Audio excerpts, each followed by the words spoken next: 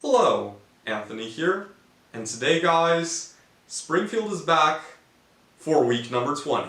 This week, and moving forward with this series for a bit of time, Springfield is going to be built a little bit differently than what we originally have been doing, or at least the formats in which we're going to be building Springfield. And what I'm saying is, Springfield for the time being will be designed digitally.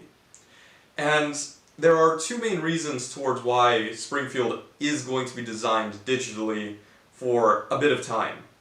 First of all, I would like to get a very concrete understanding of what exactly I would want to see with this mock, because I'm building something and then I realize, okay, this isn't necessarily going to work. I just end up changing things a little bit too often, and I think that if I were to build everything digitally first and see what I'm going to end up with in the end, it's then going to be easier than to physically reconstruct and then deconstruct everything, and it overall turns into a much bigger process than what it really should be. And if I were to build it digitally first, I would then also have like a parts list of all of the parts that I need to build this mock, and I would be able to take that parts list, import it over into Pick-a-Brick, which, yep, Pick-a-Brick now has a feature where you can import a parts list into it, or at least for now it's only in America, but you're able to take that parts list and order all of the parts directly from LEGO and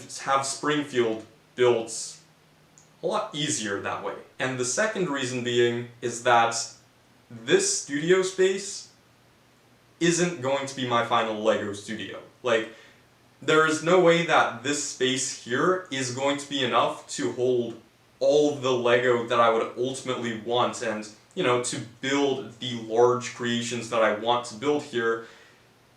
Given the space that is here, it's just not possible. So going ahead and building Springfield of its fullest dimensions here isn't the most smartest move, because then I would have to take the Springfield and move it over into that new studio space, and moving a pre-built Springfield, that's going to be very nerve-wracking because you never know how shipping is going to go and how carefully it's going to be handled. So for that reason alone already, it's not a good idea. So knowing that, Captain Rex is also going to be getting the same series treatment as this here, and will eventually be built all in the new studio. Springfield is going to be built in the new studio, Captain Rex is going to be built in the new studio, and so much more. However, I'm still going to build some small things that would be quite interesting. So, regardless, we are going to be building physically, but just not that kind of big physically.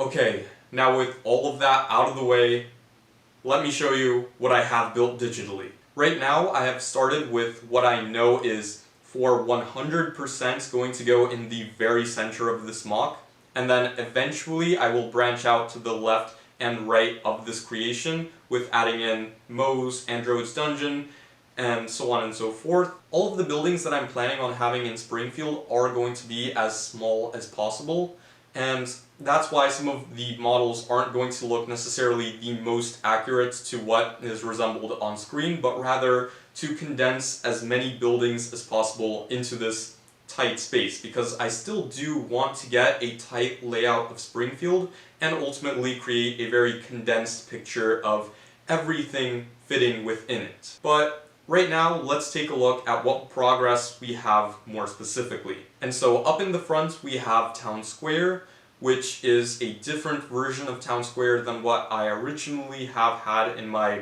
physical version of Springfield, which, of course, it's a lot smaller, but more than it's a lot smaller, the statue of Jebediah is different. I want to give a huge shout out to one of my viewers, Adam2004, or Ironman80 over on Mechabricks.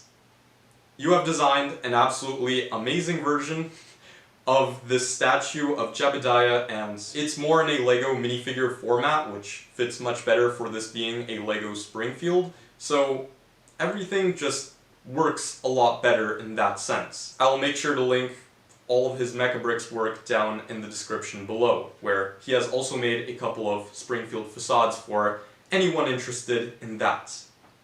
But now, back to the build itself. And so moving on from Town Square, we have Town Hall behind it. This build definitely took a bit of time to get right, and figuring out the dimensions to it. I've also taken a lot of inspiration from a lot of different mocks that have been made around this model, and pieced them all together into becoming what you guys can see right here. The word Hall up on the top is using the same technique that has been utilized in the LEGO Fire Brigade sets, and I've decided to go with a more brick-built design because it's just a lot easier to brick build this than to make a custom sticker for it, because in all honesty, custom stickers, just when I make them, don't necessarily look the best as they could. And so I think brick building all of these signs in Springfield would be the way to go, and the first of which being the word hall, which I would like to fit town hall like as in one total word, but it's basically impossible given the size that I'm working with. Unfortunately, the front doors do not open, once again, given the size constraints that I'm really trying to condense this build as much as possible. It is not possible to give it opening doors. The roof of Town Hall is removable, which gives you much better access into the interior, which we're going to look at here in a second. And speaking of access to this build, the back wall of Town Hall will be left open. And so, considering that the back of this mock is open, you would imagine that the Town Hall would just be the end of Springfield there, and you can just walk around and look over into the interior. However, no. Or at least for now, I'm thinking no. But what my plan is to have a massive mountain in the back of Springfield. I will talk about the mountain much more once we actually get to building it, and then we would have an opening in the mountain which would allow it to have more space and access into the interior of Town Hall from there. But for the time being, this is going to be what the size of Town Hall is going to be. Anyways, looking over into the interior of Town Hall, it isn't necessarily the most packed area of the build just yet, and not that it even really could be considering the space that we have to work with, but for the space that we do have and for what I have added in, we have some curtains up top and some carpet laid down.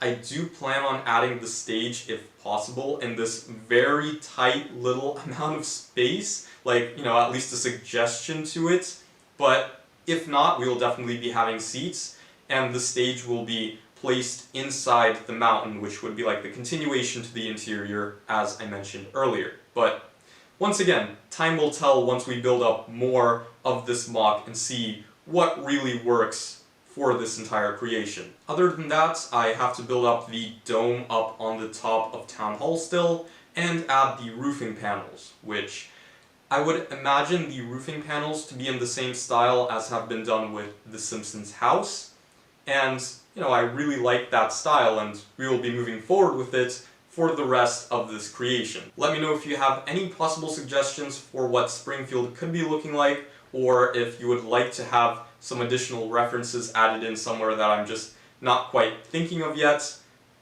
Leave all of that down in the comments. As always, keep on building, and I'll catch you guys in the next one.